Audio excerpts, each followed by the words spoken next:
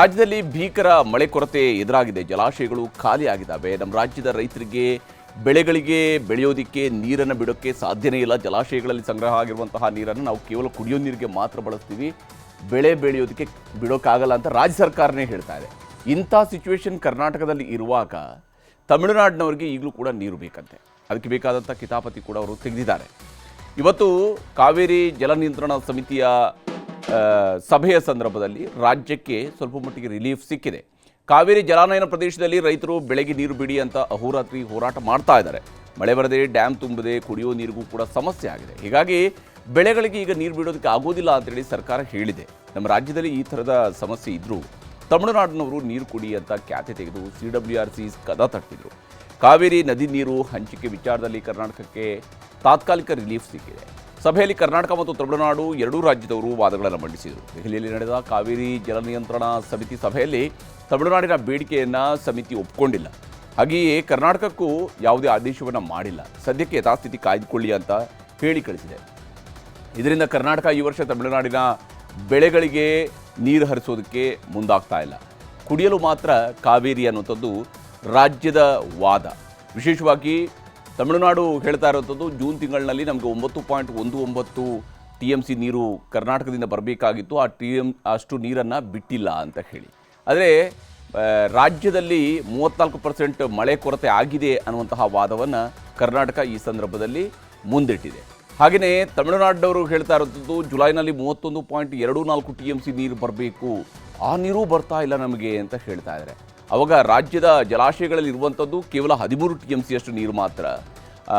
ಇಂತಹ ಸಂದರ್ಭದಲ್ಲಿ ನಾವು 31 TMCಯನ್ನು 13ರ ಉಲ್ಟಾ ಇದ್ದರೆ ಅದು 31, ಆ 31 TMC ನೀರನ್ನು ಎಲ್ಲಿಂದ ಕೊಡೋದು ಅನ್ನುವಂತಹ ಪ್ರಶ್ನೆಯನ್ನು ಕರ್ನಾಟಕ ಕೇಳ್ತಾ ಇದೆ. ಇನ್ನು ತಮಿಳುನಾಡು ಹೇಳ್ತಾ ಇರುವಂಥದ್ದು ಮುಂಗಾರು ಬೆಳೆಗೆ ನೀರಿಲ್ಲದೆ ನಮಗೆ ಸಮಸ್ಯೆ ಆಗ್ತಾ ಇದೆ ಅಂತೇಳಿ ತಮಿಳುನಾಡವರು ಹೇಳ್ತಾ ಇದ್ದಾರೆ.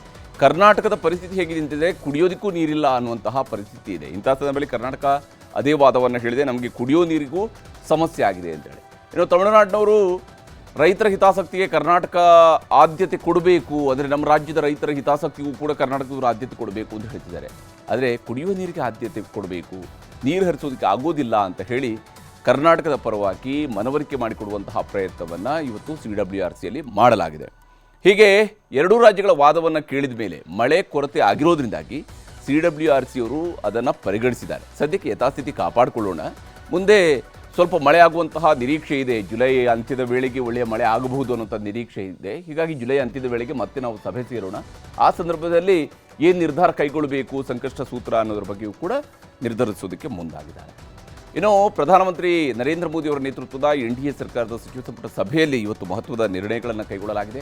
ಭಾರತದಲ್ಲಿ ಉತ್ಪಾದನಾ ಕ್ಷೇತ್ರ ಮತ್ತು ಮೂಲಸೌಕರ್ಯ ಕ್ಷೇತ್ರಕ್ಕೆ ಪುಷ್ಟಿ ಕೊಡೋದಕ್ಕೆ ಮಹತ್ವದ ಯೋಜನೆಗಳಿಗೆ ಅನುಮೋದನೆಯನ್ನು ನೀಡಲಾಗಿದೆ. ದೇಶದಲ್ಲಿ ಉತ್ಪಾದನೆ ಕ್ಷೇತ್ರ ಮತ್ತು ಮೂಲಸೌಕರ್ಯಕ್ಕೆ ಪುಷ್ಟಿ ಕೊಡೋದಕ್ಕಾಗಿ 2,19,000 ಕೋಟಿ ರೂಪಾಯಿಯ ಯೋಜನೆಗಳಿಗೆ ಇವತ್ತು ಕೇಂದ್ರ ಸಚಿವ ಸಂಪುಟದ ಸಭೆಯಲ್ಲಿ ಅನುಮೋದನೆ ಸಿಕ್ಕಿದೆ.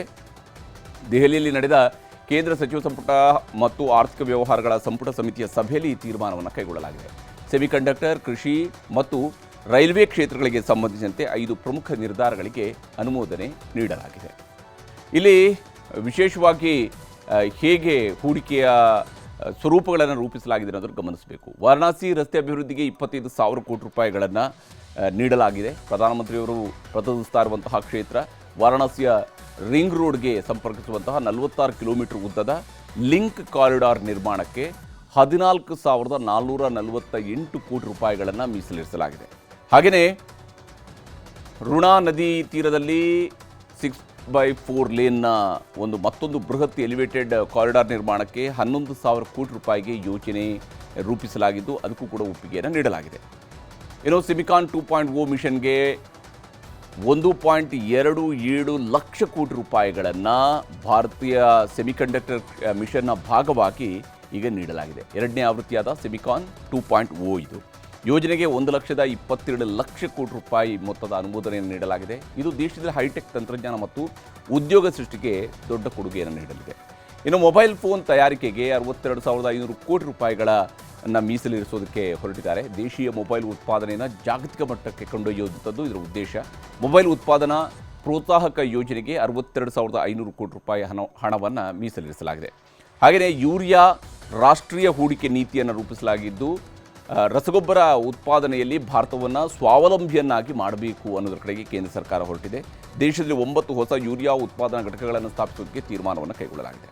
ರೈಲ್ವೆ ಜಾಲದ ನವೀಕರಣ ಮತ್ತು 4ನೇ ರೈಲ್ವೆ ಲೈನನ್ನು ಅಳವಡಿಕೆ ಮಾಡುವಂತಹ ವಿಚಾರ, ರೈಲ್ವೆ ಸಂಪರ್ಕವನ್ನು ಬಲಪಡಿಸೋದಕ್ಕೆ ಮತ್ತು ಸಾರಿಗೆ ವೇಗವನ್ನು ಹೆಚ್ಚಿಸೋದಕ್ಕೆ ರೈಲ್ವೆ ಜಾಲದ ನವೀಕರಣ ಯೋಜನೆಗಳಿಗೆ ಗ್ರೀನ್ ಸಿಗ್ನಲ್ ಅನ್ನು ನೀಡಲಾಗಿದೆ. ಈ ಯೋಜನೆಗಳಿಗೆ ಒಟ್ಟಾರೆ 2.19 ಲಕ್ಷ ಕೋಟಿ ರೂಪಾಯಿಗೂ ಹೆಚ್ಚು ಹಣವನ್ನು ಹೂಡಿಕೆ ಮಾಡಲು ಒಪ್ಪಿಗೆಯನ್ನು ನೀಡಿದ್ದಾರೆ.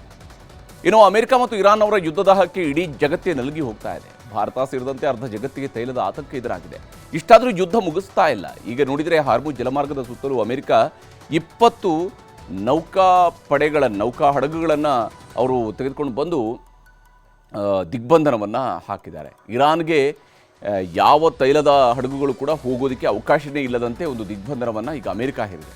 ಇರಾನ್ನಿಂದ ಯಾವ ತೈಲ ಹಡಗುಗಳು ಕೂಡ ಹೊರಗಡೆ ಬರ್ತಾ ಇಲ್ಲ. ಇನ್ನೊಂದು ಕಡೆ ನೌಕಾದಳದ ಹಡಗುಗಳ ಮೇಲೆ 100 ಯುದ್ಧ ವಿಮಾನಗಳು ಬಾಂಬ್ಗಳನ್ನು ಇಟ್ಕೊಂಡು ದಾಳಿಗೆ ರೆಡಿಯಾಗಿವೆ. ಇದರಿಂದಾಗಿ ಯುದ್ಧ ಮತ್ತಷ್ಟು ಭೀಕರ ಸ್ಥಿತಿಗೆ ಹೋಗುವಂತಹ ಸಾಧ್ಯತೆ ಗೋಚರಿಸ್ತಾ ಇದೆ.